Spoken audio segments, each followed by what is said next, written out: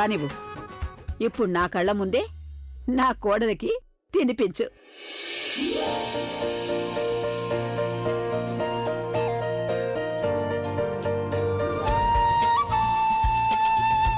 త్వరగా తినిపించు అభి, త్వరగా తినిపించు. హల్వా చల్లారిపోతోంది.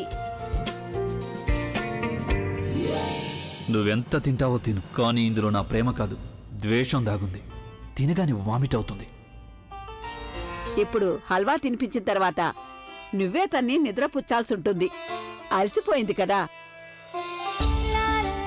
నీకు బయటికెళ్లాలనే ఆలోచన కూడా రాకూడదు. ఇలా చూడమ్మా ప్రజ్ఞ, ఒకవేళ వీడు బయటికెళ్ళాడు అంటే వెంటనే నాకు చెప్పు. నేను వీణ్ణి చెవి మెలిపెట్టి తీసుకొస్తాను. ఇక పదండి వెళదాం. పదండి.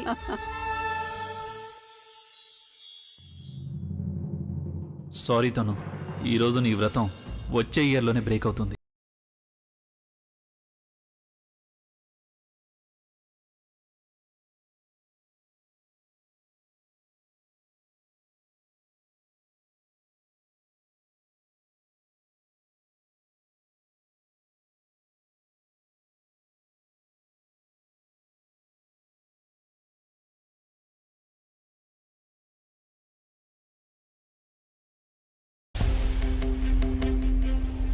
నాకు తెలుసు, నేను నా భర్త మనసులో నా మీద ప్రేమను పుట్టించలేకపోవచ్చు. కానీ నేను ఈ బంధాన్ని ఎప్పటికీ తెగిపోనివ్వను. నా మనసులో ఈ నమ్మకాన్ని ఇలాగే ఉండనిస్తాను. ఎందుకంటే ఈ బంధం నా కుంకుమతో ముడిపడుంది. ఇదే నా కుంకుమ భాగ్యం కాబట్టి. కానీ నువ్వు ఈ రోజు వరకు భార్యాభర్తల బంధాన్ని ఎలాగైతే అవమానిస్తూ వస్తున్నావో, ఆ కుంకుమ భాగ్యం నీ నుదుటను రాసిందో లేదో కూడా నాకు తెలీదు. అభి, నువ్వేం చేస్తున్నావు? చూడలేదా, నిన్న డ్రింక్ ఫ్లాస్క్ ని నీ కార్లో పెట్టాను. కానీ నా బండిలో ఎందుకు? ప్లీజ్, ఇప్పుడు నువ్వు కూడా కళ్ళజోళ్ళగా మాట్లాడకు. ఎలాగో నేను గుడికి వెళ్ళి ఇరుకోవాలి కదా ఆ బోరింగ్ రిచువల్స్ లో. ఏం రిచువల్స్? అరే, ఈ రోజు సుమంగళి వ్రతం కదా, నాన్నమ్మ నాతో అన్ని ఆచారాల్ని పూర్తి చేస్తుంది. ఒకసారి ఆ బోరింగ్ రిచువల్స్ పూర్తి కాగానే ఆ తర్వాత మన ఇద్దరం సెలబ్రేట్ చేసుకోవచ్చు.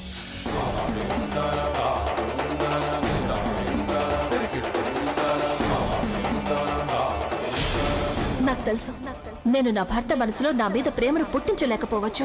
కానీ నేను ఈ బంధాన్ని ఎప్పటికీ తెగిపోనివ్వను. కానీ నువ్వు ఈ రోజు వరకు భార్యాభర్తల బంధాన్ని ఎలాగైతే అవమానిస్తూ వస్తున్నావో, ఆ కుంకుమ భాగ్యం నీ నుదుటను రాసిందో లేదో కూడా నాకు తెలీదు.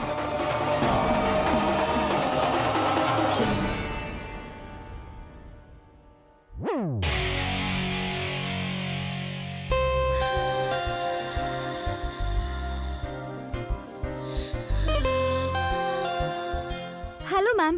మ్యామ్, ఇది మీ డైలాగ్. సీన్ ఏంటి? ఇది వాషింగ్ పౌడర్ యాడ్ మ్యామ్. అది ఏ యాడో నాకు కూడా తెలుసు, కానీ నా క్యారెక్టర్ ఏంటో చెప్పు. మ్యామ్, ఈ యాడ్ లో మీరు ఒక సౌత్ క్యారెక్టర్ ప్లే చేయబోతున్నారు. చాలా పెద్ద సవతి, like vamp character. Got it.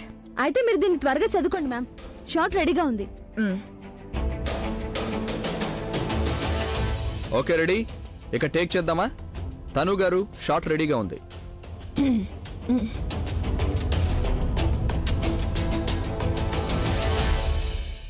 Take this. తను గారు, కాస్త లెఫ్ట్ ఆఫ్ కెమెరా, ఇంకొంచెం. Roll sound, camera, action. నువ్వు ఆడదానివి కాదు, నాకు నువ్వు శత్రువ్వి. ఈ బట్టలకి అంటుకున్న మొండి మరకలాగా. నేను ఓటమిని అంగీకరించలేను. నేను నిన్ను ఈ ఇంటి నుంచి ఎలా గెంటేస్తానంటే, ఈ వాషింగ్ పౌడర్ ఎలాగైతే మొండి మరకల్ని వదలగొడుతుందో అలా. ఎందుకంటే నాకు నా భర్త మధ్య ఉన్న బంధం మెరుపు లాంటిది, కానీ నీది మురికి లాంటిది. ఈ వాషింగ్ పౌడర్ తో నేను నిన్ను ఎలా ఉతుకుతాను అంటే, ఇంకెప్పుడు నువ్వు నా భర్త వైపు కన్నెత్తి కూడా చూడలేవు సవతి.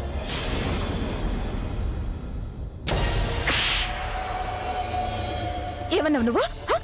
సవత, వాట్ ఆర్ యు డూయింగ్ తను? It's just an ad. Why are you reacting so much? It's not just an ad. నా ప్రేమ నా నుండి లాక్కుని నన్నే సవత అంటావా? సిగ్గులేదా నీకు? నువ్వు కేవలం నా వాడివన్నావు, తనకెప్పుడు బాయ్ ఫ్రెండ్ అయ్యావు? నేను తనకి బాయ్ ఫ్రెండ్ కాను. ఆమె ఏదేదో వాగుతోంది. తను జస్ట్ లీవ్ హర్. నిన్ను వదలను, నిన్ను చంపేస్తాను. తను, behave your self. Help me please, help me. అరే, ఎవరైనా తనని కాపాడండి. ఎవరు కాపాడలేదు నిన్ను? ఎందుకు వదలాలి? స్టాప్ ఇట్ తను. Stop it. అసలు నువ్వేం చేస్తున్నావు? అది నేను. ఇలారా, కమ్ విత్ మీ.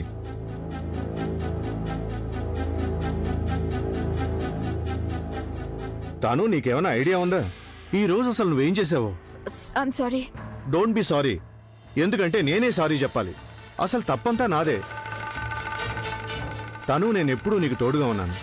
నీ ప్రతి తప్పుని నేను ఇగ్నోర్ చేస్తూ నీకు పనిస్తూ వచ్చాను. ఎందుకో తెలుసా? ఎందుకంటే నువ్వు అభికి గర్ల్ ఫ్రెండ్ కాబట్టి. అభి కారణంగానే నీకు ఈ కాంట్రాక్ట్స్ అన్నీ కూడా లభిస్తున్నాయి. ఎందుకంటే పబ్లిక్ కూడా నీ గురించి తెలుసుకోవాలని అనుకుంటోంది కాబట్టి. మీ ఇద్దరి మధ్య ఉన్న రిలేషన్షిప్ స్టేటస్ గురించి, మీరిద్దరూ కలిసి ఉన్నారా లేరా వగైరా వగైరా. ఇప్పుడు మొత్తం అంతా ఓపెన్ అయిపోయింది. గత 3 నెలల న్యూస్ పేపర్స్ నేను ఒక్కసారి తీసి చూడు. అభి పేరు ఇప్పుడు నీతో పాటు కాదు, తన భార్య ప్రజ్ఞతో ప్రింట్ అవుతోంది. పైగా విషయం ఇంతటితో అయిపోలేదు. నీకైతే మార్కెట్లో కూడా ప్రైస్ తగ్గిపోయింది. అది చాలక నువ్వు చేస్తున్న ఈ చేష్టలు. ఐఎమ్ సారీ తను, నేను నీతో చేసుకున్న అన్ని కాంట్రాక్ట్స్ ని రద్దు చేయాల్సి వస్తుంది. అసలు ఏమంటున్నారు సార్? మీరు ఇలా ఎలా చేయగలరు?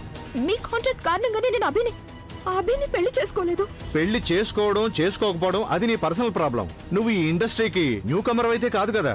నేను నీకు ప్రతి విషయం చెప్తూ ఉండడానికి.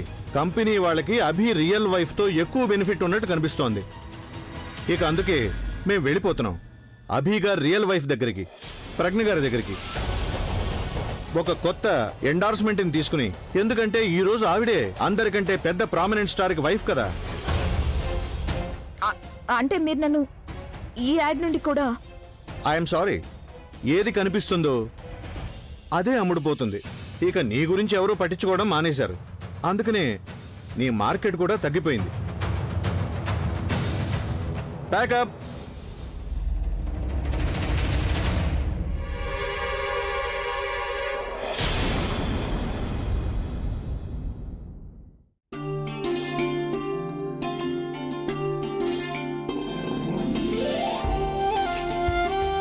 ప్రజ్ఞ, ఏం చేస్తున్నావు నువ్వు?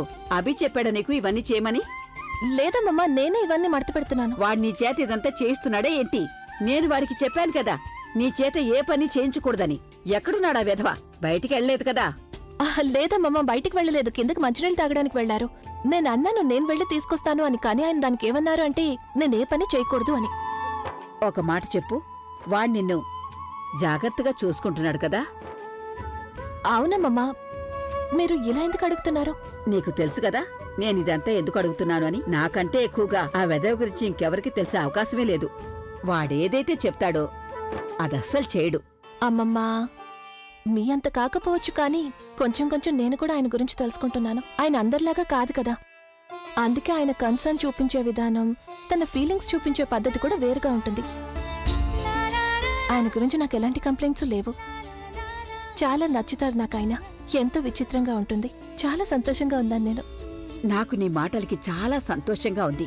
ఏదైనా లోటున్నా కూడా నువ్వు దాంట్లో మంచినే వెతుకుతూ ఉంటావు. ప్రజ్ఞ, నీలాంటి కోడల్ని పొందినందుకు నేను చాలా సంతోషంగా ఉన్నాను. చాలా. నాకు ఇలాంటి కుటుంబం దొరికినందుకు చాలా సంతోషంగా ఉన్నాను. ఎప్పుడూ ఇలా సంతోషంగా ఉండు తల్లి. వస్తాను.